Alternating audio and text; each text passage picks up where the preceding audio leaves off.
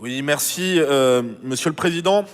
Vous semblez, dans le texte introductif de cette délibération, regretter les polémiques autour de la présence française en Algérie, de l'Algérie française, pour le dire avec moins de pudeur, et du fait colonial.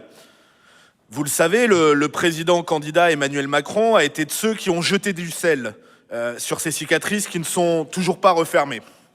C'était il y a presque 5 ans, jour pour jour. Emmanuel Macron avait alors qualifié la colonisation de, je cite, « crime contre l'humanité » sur une chaîne de télé algérienne, La Classe. 3 mois auparavant, il avait parlé d'éléments de barbarie.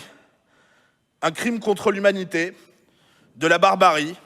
Voilà ce dont se seraient rendus coupables les Français en Algérie, ou même les Français d'Algérie, parmi lesquels nous sommes ici un certain nombre, à compter des ancêtres, puisque notre région a été l'une de celles où les pieds noirs se sont réfugiés après avoir été abandonnés et chassés au sens propre comme au sens figuré, puisque, selon les beaux mots de Jean-Pax Meffray, le cessez-le-feu n'a pas fait cesser le sang. Fidèle en même temps qu'il a érigé en doctrine, Emmanuel Macron a depuis fait un petit pas vers les harkis, un petit pas vers les rapatriés, en reconnaissant notamment le massacre de la rue d'Isly. Et en même temps, il confiait l'œuvre mémorielle à l'historien d'extrême gauche, leader trotskiste, pro-FLN, Benjamin Stora. Et en même temps, son ministre de l'Intérieur, Gérald Darmanin, allait déposer une gerbe tricolore, oui, bleu, blanc, rouge, au monument des martyrs d'Alger, les martyrs du FLN, les martyrs de la guerre d'indépendance, de la guerre contre la France, contre les Français. En avalisant ce terme de martyr, le reprenant à l'époque dans un tweet, il faisait sien le récit algérien d'une guerre qui débuta par l'assassinat d'un couple d'instituteurs qui, en guise de barbarie et de crimes contre l'humanité, n'étaient venus amener que le savoir et l'instruction en Algérie.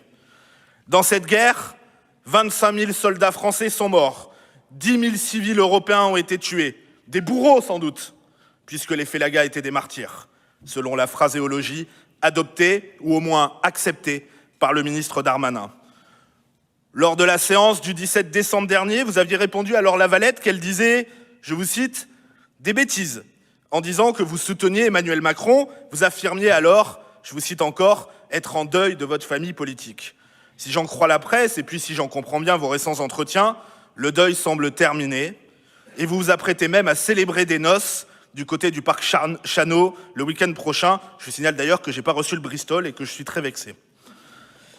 Mais vous voyez, Monsieur le Président, pour moi, pour nous, c'est un peu la limite du en même temps. Pour nous, en effet, c'est dur d'être à la fois avec les pieds noirs et les harkis, selon l'intitulé même de cette délibération, et avec Macron.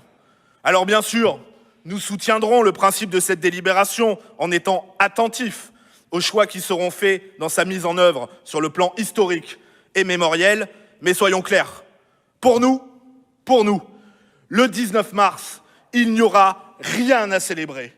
Et contrairement à M. Darmanin, nous, c'est le 26 mars et c'est le 5 juillet que nous rendrons hommage aux martyrs français et alliés de la France, ceux-là. Merci.